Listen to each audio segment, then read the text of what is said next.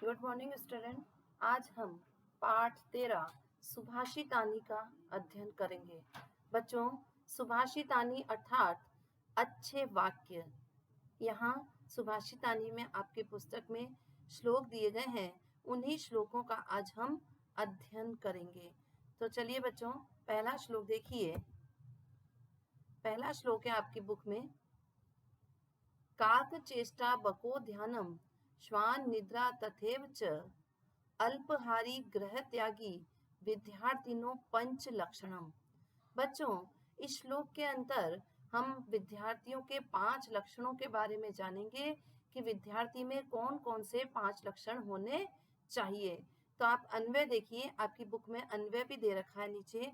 अन्वय देखिए, काक चेष्टा, चेष्टा अर्थात प्रयास, काक अर्थात कौआ, बकह बगुला, ध्यानम ध्यान, तथैव तथा प्लस एव तथैव वैसे ही, श्वान निद्रा, श्वान अर्थात कुत्ता, निद्रा नींद, अल्पहारी कम खाने वाला, ग्रह त्यागी घर को छोड़ने वाला अर्थात सन्यासी, च और एते ये विद्यार्थिनों विद्यार्थियों में पंच लक्षणम भवंती 5 लक्षण भवंती होते हैं। ये मैंने आपको शब्दों के अर्थ बताए हैं। अब हम देखिए अनुवाद करते हैं। अनुवाद भी आप अन्वय से ही देखिए। काक चेष्टा बक ध्यानम तथैव श्वान निद्रा अल्पहारी ग्रह त्यागी च एते विद्यार्थिनो पंच लक्षणम भवंती। अब देखिए विद्यार्थियों के 5 लक्षण कौन कौन से बताए गए हैं इस श्लोक के अंतर्गत। काक चेष्टा, कौवे के समान प्रयास करना। कौवा अंत समय तक किसी भी चीज को प्राप्त करने के लिए प्रयास करता रहता है, वह उससे प्रयासरत रहता है। तो कौवे के समान प्रयास करना। बका ध्यानम, बगुले के समान ध्यान लगाना। तथैव वैसे ही, श्वान निद्रा, कुत्ते के समान नींद। बच्चों, कुत्ता जो होता है वह थोड़ी सी आहट में भी, थोड़ी सी आवाज में भी, सोता हुआ कुत्ता भी एकदम नींद से जाग जाता है। तो ठीक इसी प्रकार से विद्यार्थियों की नींद भी श्वान की तरह होनी चाहिए, थोड़ी सी आहट में भी या कम नींद उसे लेनी चाहिए। अल्पाहारी, कम खाने वाला, क्योंकि हम बहुत ज्यादा अगर खाएंगे तो क्या होगा, हमें आलस होगा और आलस होने पर हम अपना अध्ययन अच्छी प्रकार से नहीं कर पाएंगे। तो कम खाने वाला होना चाहिए। ग्रह त्यागी च, और घर को छोड़ने वाला, अर्थात अपनी पढ़ाई के ऊपर बच्चों को, विद्यार्थियों को ज्यादा ध्यान देना चाहिए, न कि घर के अंदर।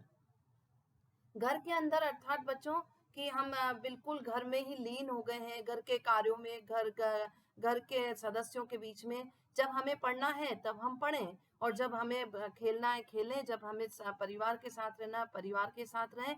तो इस प्रकार से बच्चे को गृह त्यागी होना चाहिए, अपनी पढ़ाई के ऊपर ज्यादा ध्यान देना चाहिए।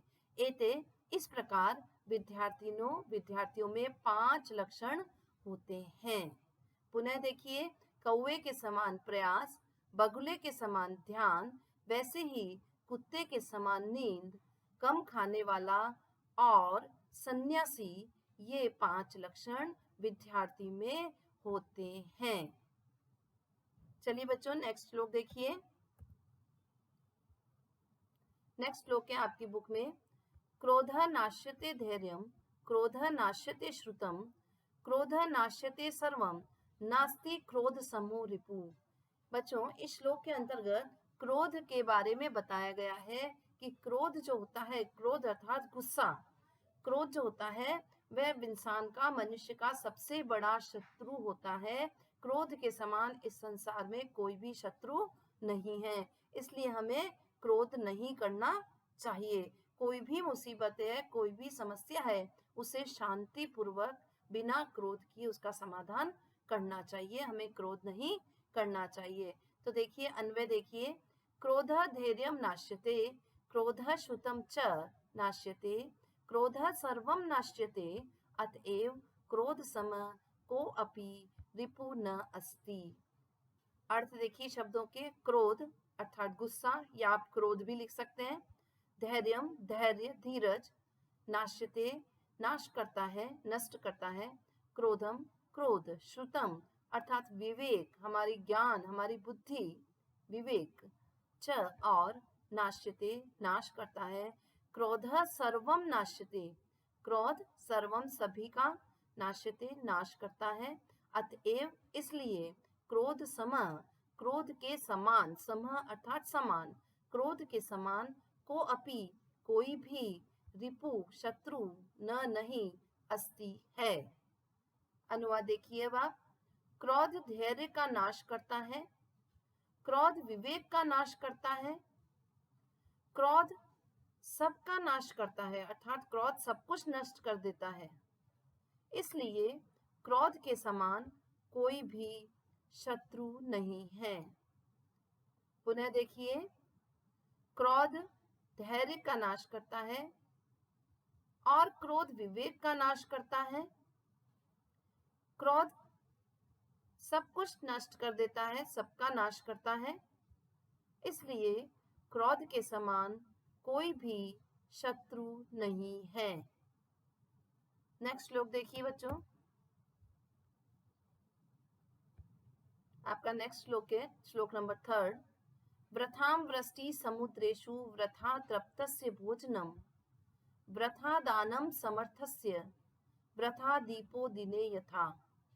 बच्चों, यहाँ हमें इस श्लोक के अंतर्गत यह बताया गया है कि यदि किसी को किसी चीज की जरूरत है तो हम उसे दें तो हमारे देने का कुछ औचित्य होता है, अन्यथा हमारा दिया हुआ बेकार होता है, वह किसी काम का नहीं होता है। किस प्रकार से, आप यहाँ देखिए, अन्वय में देखिए, यथा जैसे, समुद्रेषु समुद्रों में, वृष्टि वर्षा, वृथा बेकार, भवती होती है, तथैव वैसे ही, तृप्तस्य जो तृप्त है, संतुष्ट है, सेटिस्फाइड है, उनको भोजनम भोजन, वृथा बेकार, भवती होता है। यथा जैसे, समर्थस्य, समर्थस्य अर्थात जो सामर्थ्यवान है, जो सक्षम है, उन्हें दानम दान, वृथा बेकार, भवती होता है, तथैव वैसे ही, दिने दिन में, दीपक दीपक, वृथा बेकार, भवती होता है। बच्चों, दीपक का उपयोग हम रात को अंधेरे में करते हैं।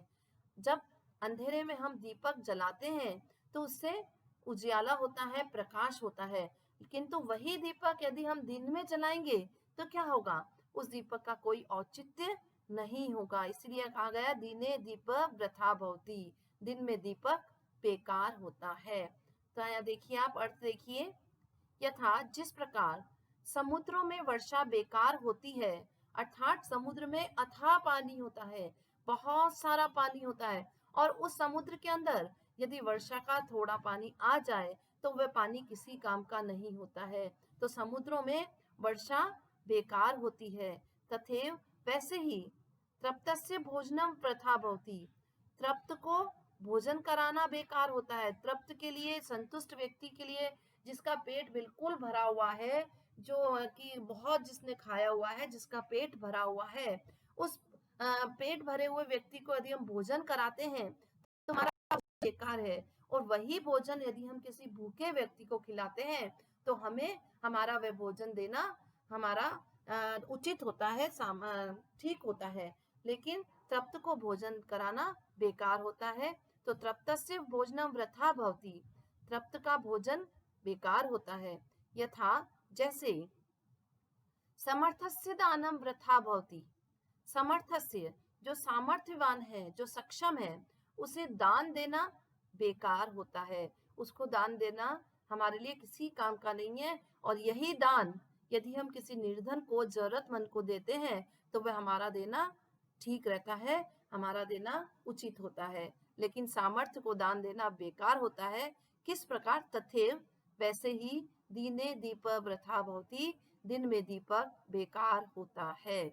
पुनः देखिए, जैसे समुद्रों में वर्षा बेकार होती है, वैसे ही संतुष्ट का भोजन बेकार होता है, जैसे सामर्थ्य को दान बेकार होता है, वैसे ही दिन में दीपक बेकार होता है।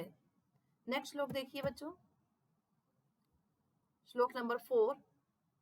मात्रवत परदारेषु परद्रव्येषु लोष्ठवत आत्मवत सर्वभूतेषु यह पश्यति स पंडित। बच्चों, इस श्लोक के अंतर्गत